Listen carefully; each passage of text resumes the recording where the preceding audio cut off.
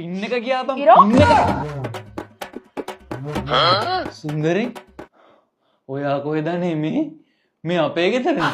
තමුසේ මගේ කෝල් වලට රිප්ලයි එකක් නැති නිසා හොයාගෙන ගෙදර ආවා. තමුසේ මොකද ඔය කරන්නේ? මම මේ ගේම් එකක් ගගා හිටියේ. එතකොට මනුස්සෝ තමුසේ ෆෝන් එක අතේ තියාගෙන මගේ කෝල් මැසේජ් දැක්කේ නෑ වගේ හිටියේ.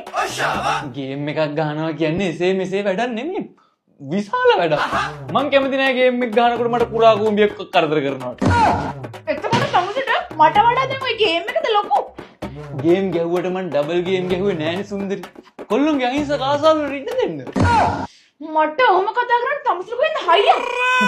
පොඩි කාලේ ෆෝන් එකක් නැතුව අම්මගේ ෆෝන් එක හොරෙන් අරගෙන ඩේටා නැතුව සල්ලි එකතු කරලා ඩේටා දාගෙන ටෙම්පල් රන් අමාරුවෙන් ඩවුන්ලෝඩ් කරගෙන පටන් අරගෙන Angry Bird Shadow Fight යනකම් ගාලා COC වල අවුරුදු ගානක් කට්ට කාලා මිලිමිලිටියා වලට පැනලා PUBG Free Fire යනකම් සේරම ගේම් පරතරයට යනකම් රෑනිදි මරාගෙන මදුරුව කාගෙන කට්ට කාගෙන ගහපු මට මේ කතා කරන්න සෑහෙන අයියක් තියෙනවා. තමුසේට තේරෙන්නේ නැද්ද ඔය මට තරහකින් ඉන්නේ කියලා?